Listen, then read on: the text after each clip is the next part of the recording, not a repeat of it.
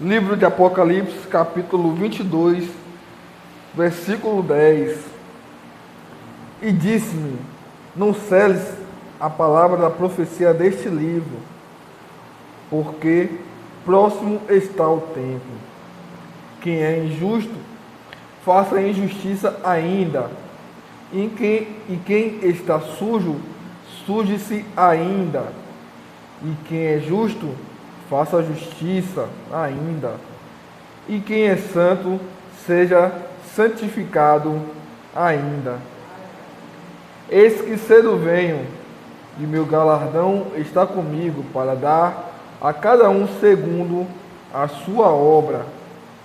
Eu sou o Alfa e o Ômega, o princípio e o fim, o primeiro e derradeiro. Bem-aventurado aqueles que levam as suas vestiduras no sangue, que lavam as suas vestiduras no sangue do Cordeiro, para que tenham direito à árvore da vida e possam entrar na cidade pelas portas. Só até aí. Amém. Glória a Deus, aleluia. Bom, o versículo-chave é logo o seguinte, né? Aquele que pratica injustiça, que pratique mais. Aquele que está sujo, se suje mais. Aí o anjo vai falar para o discípulo João, mas aquele que pratica a justiça, que pratique mais. Aquele que é justo, que pratique mais a justiça. E aquele que é santo, se santifique mais. Ou seja, como diz o ditado, para bom entendedor, meia palavra basta. Você acha que Jesus está neste momento perdendo noites, preocupado, porque fulano, Beltrano está fazendo maldade e não quer se converter, não quer fazer uma aliança com Jesus? Você acha que Jesus está perdendo noites, preocupado, se a pessoa continua blasfemando, continua jogando o evangelho no lixo, se a pessoa continua nos seus caminhos tortuosos, nos seus caminhos pecaminosos? Aqui Jesus deixa bem claro: quem quiser se sujar mais, que se suje. Se para ele está bom, que ele continue lá. São pessoas que, meio entre aspas, Jesus já abriu mão. Jesus já abriu mão. Porque é um caminho que ele está querendo. É um caminho que a pessoa está escolhendo. E você vê que no versículo 10, o anjo fala para João: olha, João, não seles a profecia desse livro. Ou seja, olha, João, não cale com essa profecia que eu estou passando para você através do meu Senhor Jesus. O que você está sendo passado para você, passe para os demais. Passe para as demais igrejas, que cedo venham e não irá demorar. Isso é algo que coube a João passar para todas as igrejas que ele iria ensinar, todas as igrejas que iria abrir, para falar para o povo: olha, não é porque você está hoje em dia no tempo da graça que você pode fazer o que você quiser. Não é porque você está no tempo da graça que você tem que fazer tudo da sua maneira. Porque no tempo certo vai haver um acerto de contas. Mas esse acerto de contas não está escrito só no livro de Apocalipse. No livro de Isaías, se eu não me engano, Isaías 2:12, reflete muito bem sobre isso. O livro de Isaías, o título mesmo fala: o grande dia do Senhor. Ou seja, vai ser um dia de acerto de contas de toda a humanidade. No livro de Daniel, ele fala também que uns irão ressuscitar para a glória eterna e outros para desprezo eterno. Passagens que estão no Velho Testamento, passagens que os profetas do passado pregaram antes da vinda de Jesus, do Messias, e que está sendo mais uma vez pregada através do discípulo João. Ou seja, Jesus está deixando bem claro para a igreja, para o povo de Deus, que não adianta, que Jesus não vai pegar ninguém pelo braço, não vai consertar ninguém à força. Jesus, ele pode até tratar um aqui, outro ali, apertar para ver se a pessoa se converte. Mas se a pessoa não quiser se converter, se a pessoa não quiser se arrepender, Jesus não vai botar uma arma na cabeça da pessoa para a pessoa se arrepender nunca. Tem uma passagem, se eu não me engano, no livro de Jeremias, ou é de Daniel, que ele fala que a passagem fala o seguinte: mesmo que Noé, Moisés e Daniel orarem por eles, eu não ouvirei. Imagine aí, Noé, Moisés, homens que diante de Deus são homens perfeitos, homens que se converteram de verdade, homens que Deus cuidou de uma maneira sobrenatural. Noé ouviu a voz do Senhor mandando construir uma arca, todo mundo achando que era loucura, mas Noé foi fiel, Noé foi obediente até o fim. Noé foi lá e construiu a arca devagarzinho, e nesse meio tempo que Noé teve construindo a arca, ele ainda pregava para o povo naquela época, porque o povo já tinha se corrompido de maneira tal, o povo já estava de uma maneira muito perversa, e isso despertou a ira de Deus. Deus ficou furioso com o tamanho caminho que a humanidade estava seguindo, e aí através de Noé, o Senhor resolveu dar um basta naquela situação. Falou: Noé, constrói uma arca e coloca só os teus filhos, tuas noras e a tua esposa, um macho e uma fêmea de cada espécie. E pronto, Noé ouviu a voz de Deus, construiu a arca. Quando ele terminou, todo mundo entrou, e o próprio Deus fechou a arca, veio o dilúvio, matou a todos. A Bíblia vai falar também no livro de Êxodo, de um homem chamado um homem chamado Moisés. Moisés teve a missão de conduzir o povo da terra do Egito para a terra prometida, a terra de Canaã. Moisés estava ali a todo momento tendo os cuidados da filha do faraó.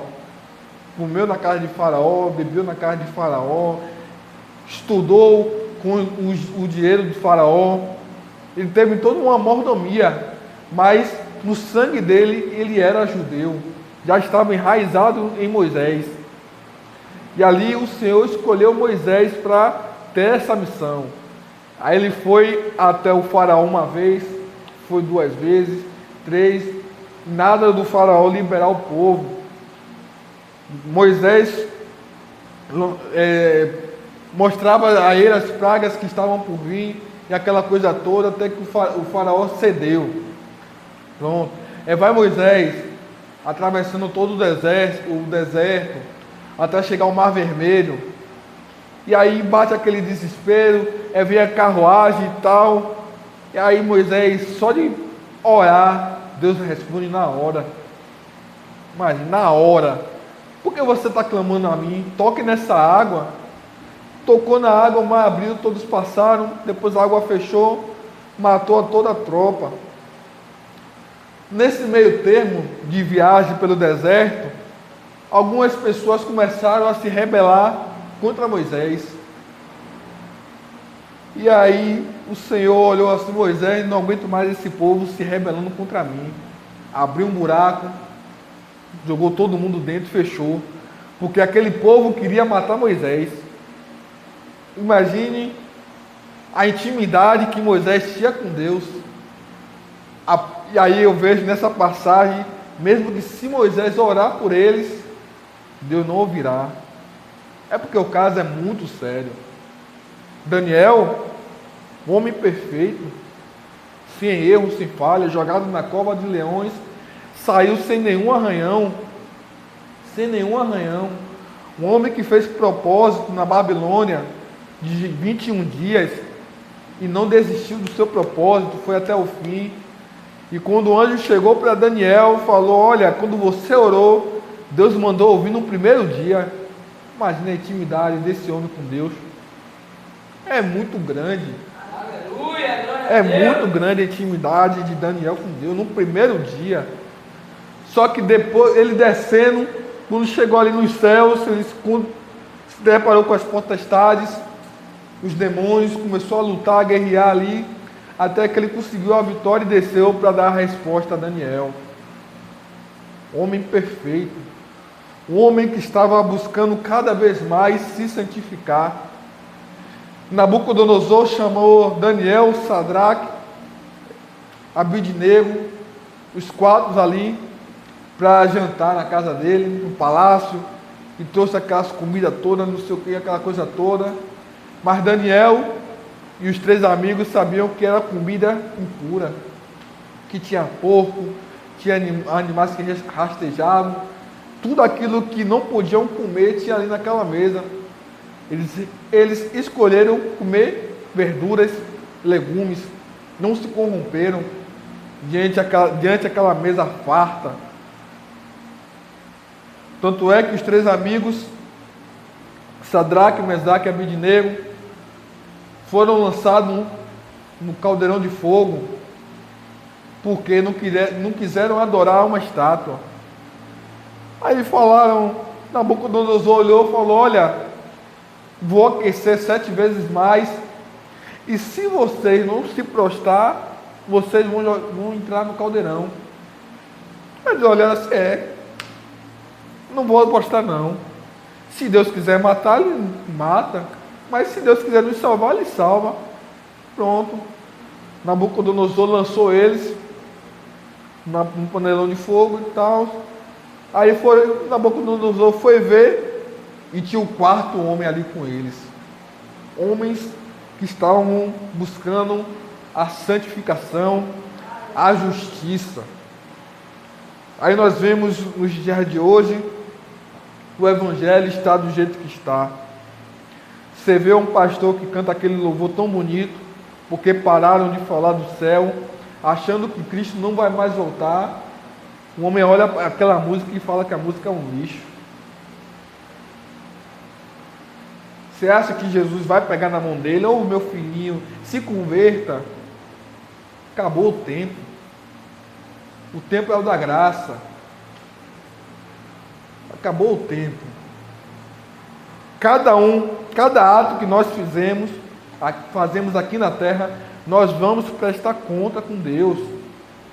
E é por isso que nós devemos estar sempre procurando ser santos, procurando ser separados das coisas desse mundo, procurando nos afastar de tudo aquilo que venha nos fazer tropeçar, nos fazer pecar contra o nosso Deus, contra o nosso Criador. Você acha que é fácil? Não é. É uma luta para todos nós, é uma luta constante, como eu sempre falo. A nossa maior batalha é na nossa mente. A nossa maior luta é na nossa mente. São muitas coisas que vai se passando pela nossa mente. A carne e o espírito constantemente na nossa mente estão duelando para ver quem vai assumir o controle, para ver quem vai assumir a liderança na nossa mente. Conseguindo a liderança na nossa mente, consegue a liderança no nosso corpo. É constante, uma briga constante. Então Jesus passou essa profecia para João, para nos alertar, para nos conduzir, para que nós venhamos nos separar cada vez mais de tudo que está acontecendo lá fora, de tudo de errado que está sendo normalizado lá fora. Nós vemos hoje as músicas que são tocadas aí fora, músicas cheias de obscenidades, músicas cheias de pornografia, músicas cheias apologia ao crime, apologia às drogas, coisas que no passado, na minha época, se acontecesse, era, como posso dizer, censurado, entre aspas. O cantor ou a pessoa que fez tinha que pagar uma multa, ou então seria preso. Durante passado esses 20 anos, 30 anos, está normal, está totalmente normal. Hoje, as meninas jovens estão tendo filhos que não sabem nem quem é o pai. Tem relação com um, tem relação com o outro. Se a pessoa diz que não faz porque é cristão, chama a pessoa de careta, chama a pessoa de abestalhada. Então é uma total inversão de valores que estamos vendo hoje lá fora. E é por isso que essa passagem fala que quem é santo se santifique mais. Quem é justo, faça mais justiça. Porque as coisas que estão acontecendo aí fora não é brincadeira. Quantos jovens nós temos visto aí nas drogas, no crime?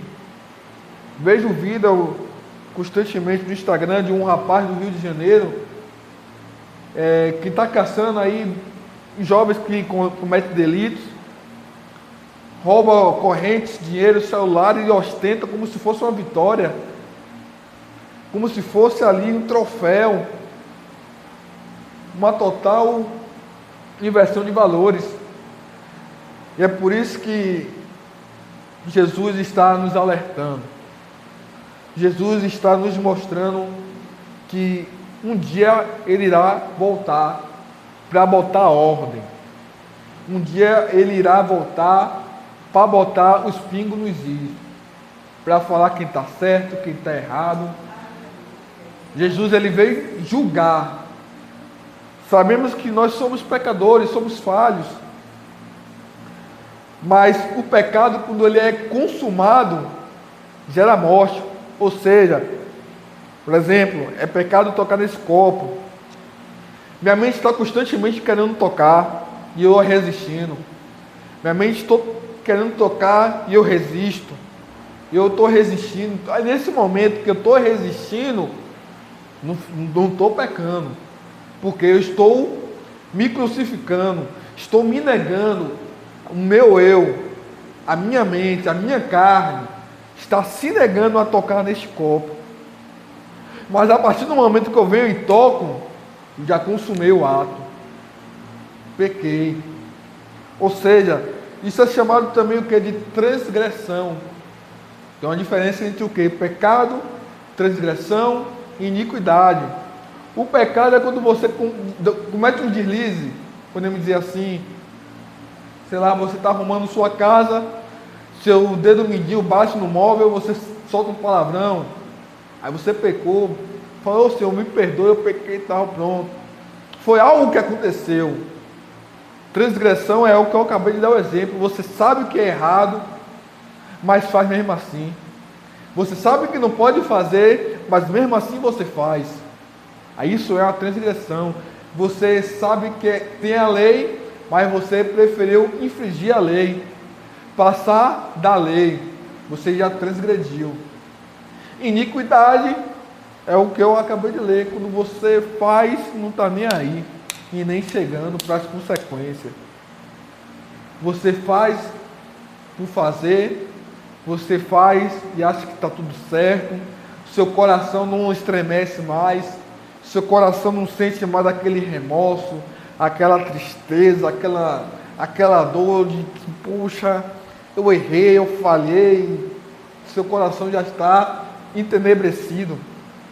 Seu coração já está cheio de trevas. Essa é a iniquidade. O versículo 11, como eu acabei de falar, que é injusto, faça injustiça ainda. E quem está sujo, suje-se ainda. E quem é justo, faça justiça ainda. E quem é santo, seja santificado ainda. Eis que cedo venho, e o meu galardão está comigo para dar a cada um segundo a sua obra, ou seja, um galardão que é uma premiação, é um presente. A Bíblia não diz o que é, a Bíblia não relata, mas o próprio Jesus fala para aqueles que conseguirem, aqueles que perseverarem até o fim, aqueles que forem justos até o fim, irá ter um galardão. Se eu não me engano, em 1 Pedro ele vai chegar para Israel, para a igreja, e vai falar: olha, seja santo, porque eu também sou santo. Glória a Deus! Em Mateus, no seu capítulo 5, versículo 48, sede perfeito, como é perfeito o vosso Pai que está no céu. É complicado. É muito difícil. É muito difícil ser perfeito como o Pai celestial. Mas estamos nos esforçando, estamos lutando constantemente. Diariamente é uma luta tremenda contra a nossa carne, contra o nosso ego, contra o nosso eu. É uma luta que nós devemos travar até o final de nossas vidas, para obtermos o nosso galardão. É necessário que nós venhamos obter essas lutas, obter vitórias sobre nossas lutas, obter vitória contra a nossa carne, nos crucificarmos, mortificar a nossa carne, alimentar cada vez mais a nossa carne, o nosso espírito com a palavra de Deus. Tudo aquilo que eleva os nossos olhos para o Altíssimo. Nós devemos estar sempre buscando a santificação, buscando a santidade. Devemos estar sempre olhando para Cristo. A Bíblia vai relatar no livro de Gênesis 2 exemplos muito interessantes que nós temos visto. A Bíblia vai falar de um homem chamado Enoque. E a Bíblia fala que Enoque andou com Deus. Deus tinha Enoque já como amigo. Deus arrebatou Enoque para si. O homem nem passou pela morte. Tem uma passagem de João que Jesus fala que ele não quer nos ter como servos, não quer nos chamar de servos, mas sim de amigo. O próprio Jesus vira para você e fala: meu amigo, esse é meu amigo, porque andou com Deus, fez a vontade de Deus, buscou a Deus. Deus quer lhe chamar de amigo. Deus quer chamar o povo dele, não de servos, mas de amigo. Mas infelizmente o Evangelho está deixando muito a desejar. Mas nós não devemos ficar tristes. Devemos deixar com Deus. É Deus que vai resolver. Não precisa nem eu, nem você dar uma de Batman, dar uma de super-homem e querer botar ordem em tudo e tal. Pegar o pastor, o obreiro, está errado, conversa e tal, orienta, mas é Ele e Deus. Porque quem convence o homem da justiça e do pecado é o Espírito Santo. Se a pessoa não dá ouvido ao Espírito Santo, vai me dar ouvido? Vai dar ouvido a algum de nós? Não vai. Se a pessoa não tem temor a Deus, a pessoa não tem mais temor a nada. Não tem mais a ninguém. Não liga mais para nada. Essa que é a verdade. Então nós temos visto constantemente nos noticiários tamanha crueldade que a sociedade chegou. Eu vi um vídeo nessa semana que o pai, levando sua filha para casa, para um carro do lado e começa a atirar no pai, junto da menina, tempo da bala pegar a menina. Não está nem aí, nem chegando. Em São Paulo, o ladrão foi roubar a aliança do rapaz. O pai estava com o filho, levando o filho para o colégio, ou alguma coisa assim, uma atividade. Começou a atirar no rapaz, como para ele, tanto faz, tanto fez, e pegou na criança. E depois morreu, porque o pai era policial. Homens sem temor algum, sem respeito a nada, coração cheio de trevas, mas a justiça de Deus, ela não falha nunca. Tem uma passagem que fala que aquilo que o homem plantar, ele certamente colherá. Não tem como a pessoa que fez o mal a vida toda, está nas coisas erradas, e Deus abençoou, não tem como. Se a pessoa feriu com ferro vai ser ferido. Não tem como. Por isso que Jesus, ele alertou logo a Pedro: olha, Pedro, não faça isso não. Não faça isso, porque quem com ferro fere, com ferro será ferido. Pedro feriu o soldado, arrancou a orelha do soldado, mas amanhã poderia ser com ele. Se ele não se convertesse, poderia ser com ele. E pior, sem Jesus. Mas Pedro foi um homem que reconheceu que esteve errado. Pedro foi um homem que se reconheceu que estava no pecado. Pedro, ele reconheceu que ele tinha que mudar muitas coisas nele. Não foi à toa que ele escreveu 1 Pedro e 2 Pedro, 2 epístolas. Não é para qualquer um. Não é qualquer homem que Deus não pegou qualquer um aleatório e botou para escrever a Bíblia Sagrada. Não foi aleatório. Foram homens que tiveram intimidade com Deus. Homens que foram perfeitos diante de Deus. Aleluia! Mesmo que no passado tivesse ali um pecado, o outro e tal. Por exemplo, Moisés, ele era assassino. Abraão era idólatra. Paulo torturava e matava cristãos. Pedro, ele era explosivo. E tantos outros aí que nós temos de exemplo. Davi era um homem sanguinário. Salomão se corrompeu a vários deuses.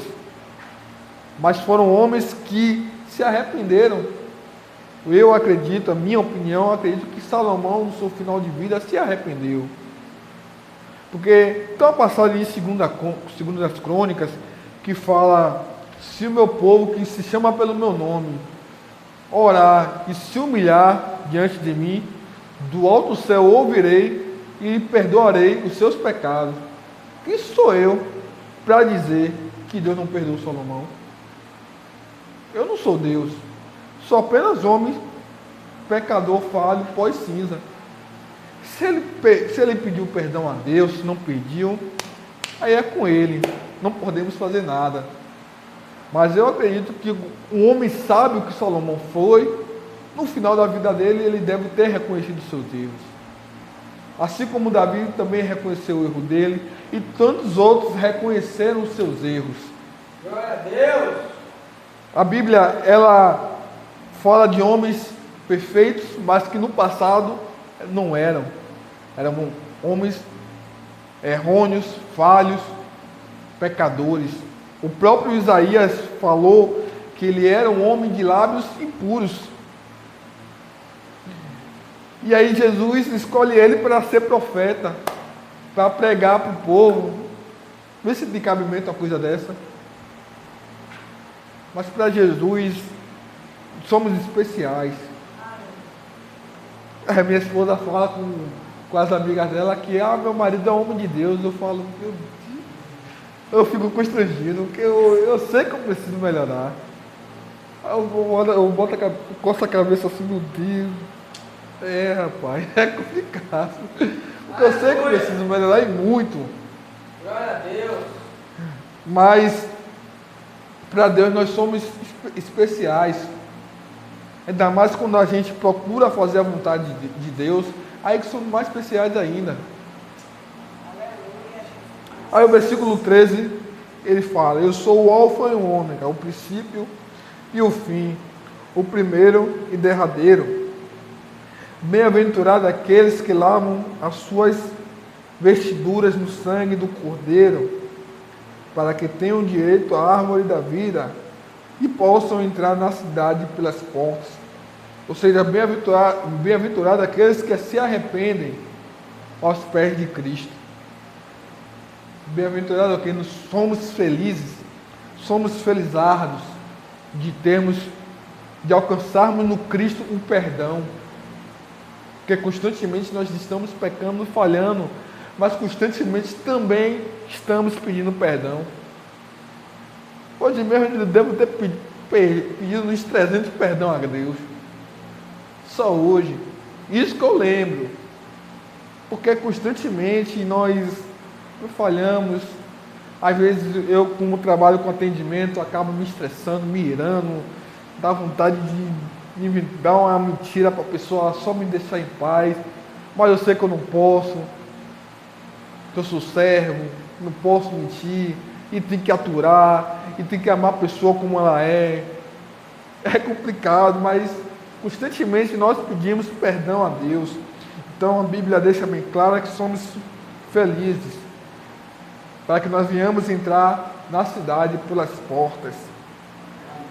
Ficarão de fora os cães e os feiticeiros, e os que se prostituem, os homicidas, e os idólatras, e qualquer que ama e comete a mentira.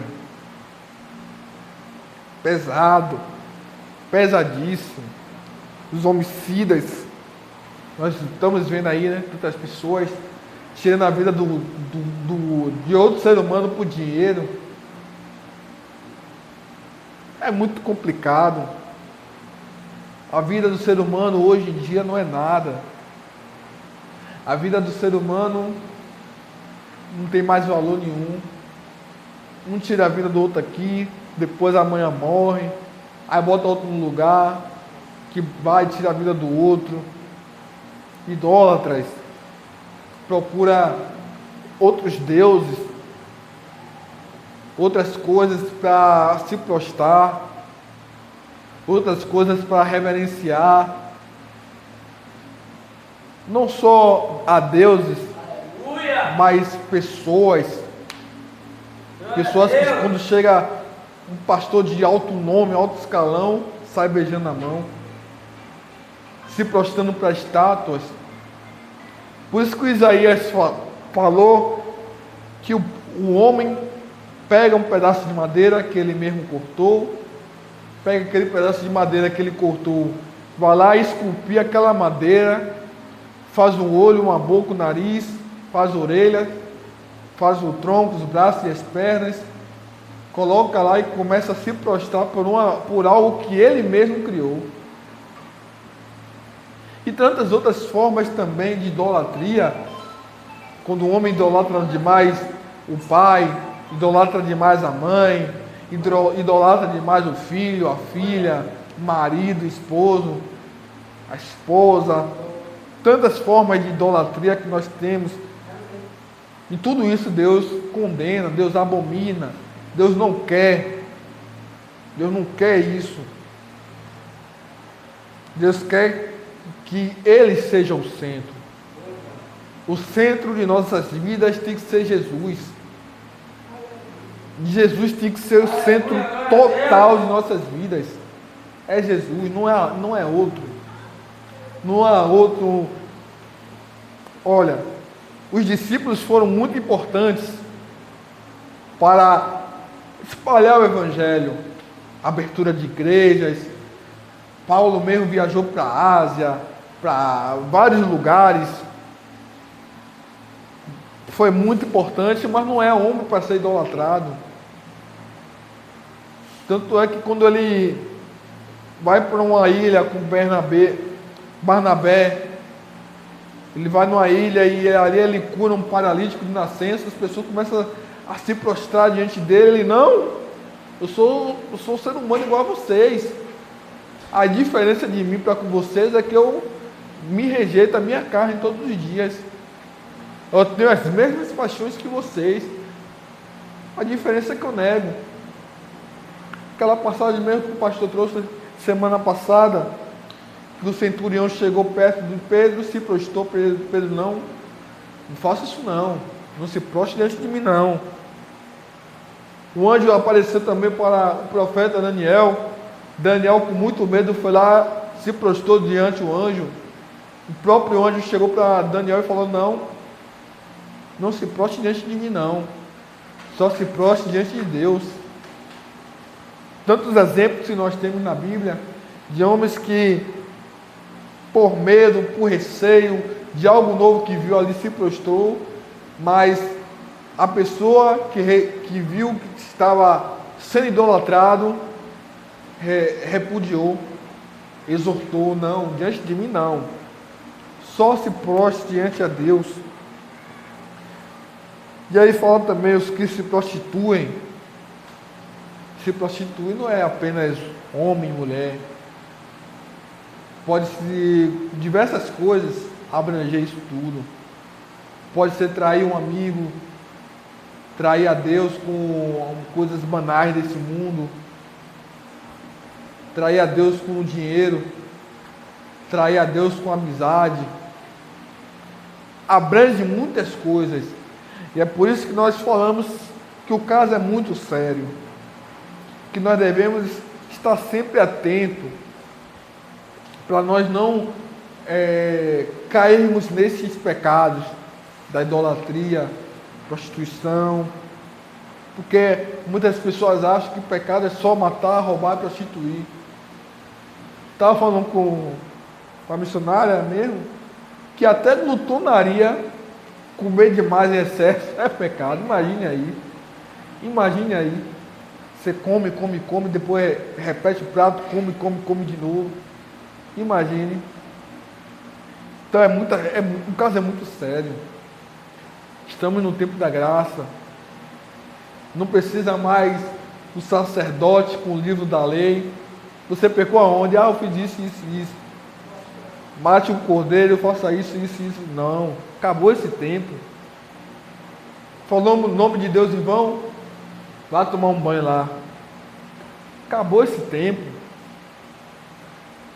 Deus te deu livre-arbítrio e está aqui só lhe observando.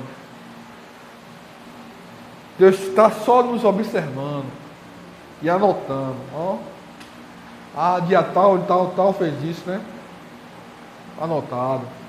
Tudo está sendo anotado que nós fazemos. Tudo está sendo anotado. Tudo está sendo relatado.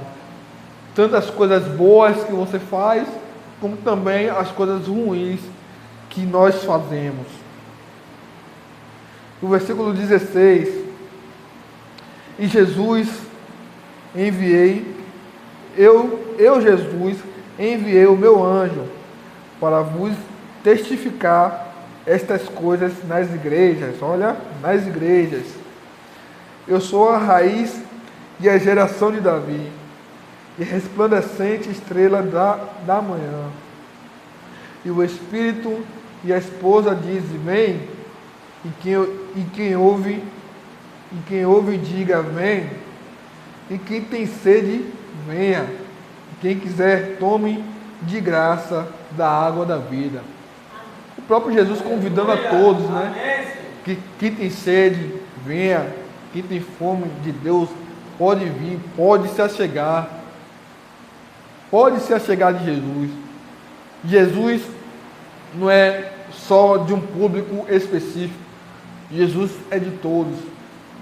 Todos aqueles que querem fazer uma aliança com Jesus. Todos aqueles que querem se achegar para Jesus. Tanto é que mesmo no Antigo Testamento, quando Moisés estava ali levando o povo para a terra de Canaã, havia ali também muitos estrangeiros.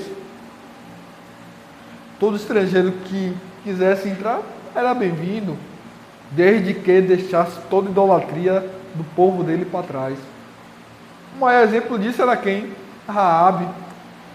Raabe era uma prostituta de Jericó, que ajudou os espias que Josué encaminhou, né? Ajudou os espias, aquela coisa toda, fizeram um acordo, e naquele acordo o próprio Deus assinou. Quando Israel invadiu, que derrubou a muralha, invadiu, só não matou ela e a família dela. O resto, todos morreram, tudo foi destruído. Mas Raabe, ela decidiu o quê?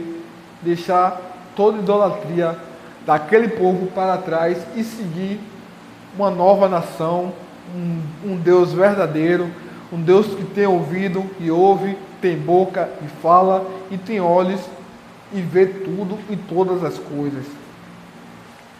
Porque eu testifico, todo aquele que ouvir as palavras da profecia deste livro, se alguém lhes acrescentar alguma coisa, Deus fará vir sobre ele as pragas que estão escritas neste livro. Está vendo como eu falei? Que o caso é seríssimo. Até se a pessoa acrescentar demais algumas coisas, irá ter grande punição para ele. Todas as pragas desse livro. Imagine quantas pragas deve ter. Só no Egito foram 7. Imagine as outras e outras e outras. Se a gente pegasse todas as pragas do Egito, que a Bíblia relata, visto sobre uma pessoa. Tem pessoas aí que se auto-intitulou o maior profeta do Brasil. Imagine aí, pregando o que Deus não mandou pregar. Pessoas falando o que Deus não mandou falar. Vai ter que pagar um alto preço. Porque Jesus não pode voltar atrás em algo que ele fala. E aí? Jesus não pode voltar atrás. Então tudo aquilo que ele falou tem que se cumprir. Tanto para bênçãos, como também maldições. Tudo tem que se cumprir. Tem que se cumprir na íntegra. Se alguém tirar qualquer palavra, quaisquer palavras do livro desta profecia, Deus tirará a sua parte da árvore da vida e da cidade santa que estão escritas neste livro. Ou seja, até a pessoa, se falar pela metade, sabia. Eu vi uma reportagem um tempo atrás, que tem Bíblias que está sendo produzida agora, que tem versículos faltando, versículo pela metade. Já está acontecendo. Agora imagine o preço que essas pessoas vão pagar lá na frente. Então o caso é seríssimo para a humanidade. O caso é muito sério. Pessoas que querem usar o nome de Jesus para pregar só a parte A, mas não querem pregar a parte B. Pessoas que no passado tinha uma boa oratória, que falava sobre assuntos específicos, que não era ligada à Bíblia Sagrada, falar, meu irmão, a Bíblia Sagrada, mas agora está pregando a Bíblia, está pregando pela metade, como aquela passagem em Romanos que fala: nenhuma condenação há para quem está em Cristo Jesus, por exemplo, e para por aí. Aí a pessoa que é nova convertida vai entender o quê? Pronto, fiz uma aliança com Cristo, estou em Cristo Jesus, então sei que no final não vou ser condenado, posso viver de qualquer jeito. Mas a pessoa que falou isso para ele não pegou a segunda carne, a segunda metade, que fala: mas aqueles que andam no Espírito, segundo a carne, aqueles que andam na carne serão condenados. Essa parte não fala, só fala a primeira parte, porque é a parte que convém, é a parte que agrada, é a parte que a igreja vai encher e só vai ouvir coisas boas. Então a igreja tem que entender que tem que acolher a todos. Seja, a pessoa pode ser macumbeiro, A pessoa pode ser espírita, pode ser feiticeiro, a pessoa pode ser homossexual, bandido, pode ser o que for. A igreja tem que acolher, mas nunca a igreja pode passar a mão na cabeça. Pode pregar versículo pela metade, para agradar. A pessoa pode ser a pessoa mais gente boa do mundo, mas se está fazendo algo que está errado, que não está de acordo com a Bíblia, a igreja tem o dever de orientar e de conduzir essas pessoas. Versículo 20, para encerrarmos: aquele que testifica estas coisas diz: certamente cedo venho. Amém. Ora vem, Senhor Jesus. A graça de nosso Senhor Jesus Cristo seja com todos vós. Ou seja, está tudo testificado, está tudo escrito, está tudo anotado, já está tudo relatado para a vinda de Cristo, para o dia do julgamento, para o dia do arrebatamento, para convivermos no milênio com Cristo, para viver os 1000 anos ali a lado com Cristo Jesus, para vivermos na nova Jerusalém que vai descer do céu até a terra, para vivermos também a guerra do Armagedon, quando Satanás vai ser liberto da sua prisão, vai enganar as nações, e as nações irão atacar a cidade santa, e ali Jesus vai aparecer e como um sopro vai dizimar todas essas nações, e a partir dali se iniciar o grande julgamento, o grande tribunal. Então é algo muito bonito, né, que iremos vivenciar, mas que devemos estar sempre atentos para as nossas atitudes, os nossos erros, aonde estamos errando e aonde precisamos melhorar. Amém? E assim eu agradeço a minha riquíssima oportunidade